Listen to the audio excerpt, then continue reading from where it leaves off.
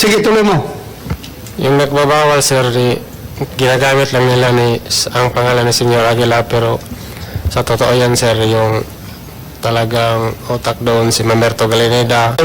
Gusto mo malaman ng committee ito na si Jerez Aguila ay under the dictates of Mamerto Galanida, Karen Sanico, and other officers ng SBSI? Yan ang gusto mong ipalabas na impresyon? Apo, sir. Na si Jerez Kilario ay parang figurehead lang? Apo, sir. Front lang siya. Ang nagdidesisyon talaga, ito matatanda. Apo, sir. Yan ang gusto mo sabihin? Yun, sir, kasi doon ko nalaman na kasi yung pagbaba din ng parang kusinero ni Jeren Hilario. So, nagtanong ako, bakit bumaba ka? Kasi kung ano ang makain ni Jeren, ikaw ang na makatikim kasi siya ang kusinero. Sabi niya na doon niya nalaman ang mga mali na mga ginagawa nila doon sa loob. Wala akong nagawa, sir, sa anak ko na mapalabas doon sa kapihan. So, namatay lang yung anak mo doon. Di pa, pagka-pit sa 15 sa December 2020, Ilang days siya buhay? 2, sir. 2 days. Opo. After- Pero hindi pa siya nakaiyak, sir. Hindi pa nakaiyak. Oo. Mula ng pagdating ko, hindi pa siya umiiyak. So parang hindi siya nakaunang paghinga kasi hindi pa siya nakaiyak. Yung lawan niya, yung palaging lumalabas yung bula. Bumubula lang. Oo po. Alam nung asawa nyo na humihingi kayo ng permiso na ibaba yung baby nyo sa ospital.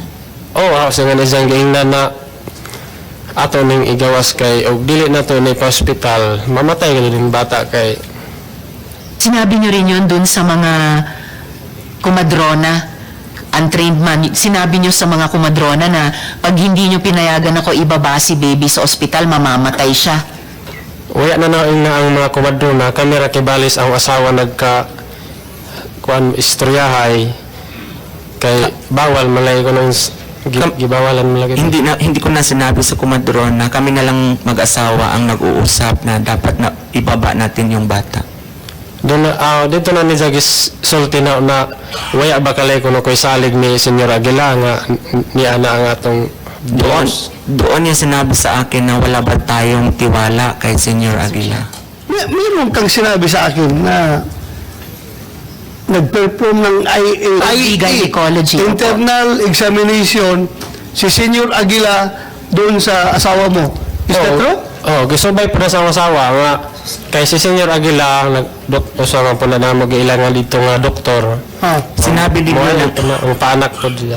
sinabi ng asawa ko yun na inaiisi at kasi si Senyor Aguila ay isa din siyang kinikilala naming doktor doon. Pero si Senyor Aguila ba ang obstetrician gynecologist ng asawa nyo? Kuan sa ma'am kanang og in case na murag maglisod na ang magmuanak na siya.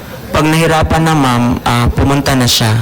Kasi siya ang kinakilala namin na Panginoon. Kasi So siya, for the record, sinabi ng asawa mo na si Senyor Aguila nag-conduct ng IE sa kanya.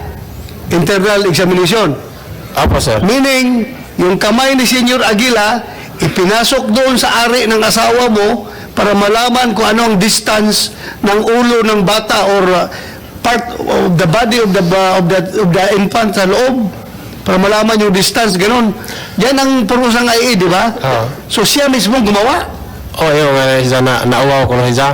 Nauwaw siya. Nauwaw. Sino nauwaw? Yung asawa mo? Yung asawa ko. Nahiya yung asawa mo? Nahiya. Jerens, totoo yan na ikaw nag-conduct ng IE? Kasi ikaw ang doktor doon? Hindi. Kasi hindi po ako marunong. Wala akong alam yan. Ang sinasabi niya. Mr. Chair,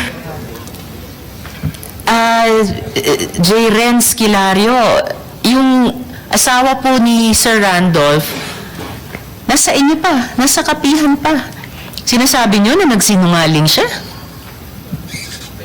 Mas mabuti tanungin natin yung asawa niya. Grabe, Para Mr. malaman Chair. yung totoo. Palala ng palala, Mr. Chair.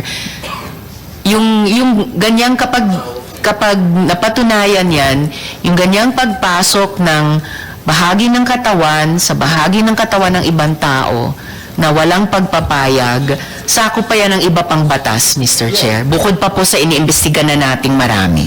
Hindi, I don't know kung matcha-charge siya ng medical malpractice. Hindi siya medical practitioner, so he cannot be charged with medical malpractice. Opo, Mr. Unauthorized practice. Actually, Mr. Chair, baka mas malala pa, ha? Mas malala. Baka yung Yeah. expanded anti-rape law, Mr. Chair. Pero Yes.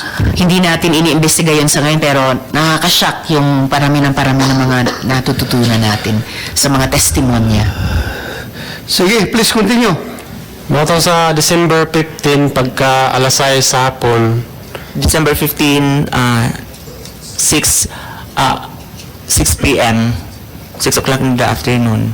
gipauli na mi sa dito sa ospital, nangutan ako, pwede na ba ni uli sa among bahay kay daghan na may mga lakay, naghuot naman mi dito sa iska kwarto. Pinalabas na at tinanong ko kung pwede na kaming lumabas sa hospital namin kasi marami ng mga anak din.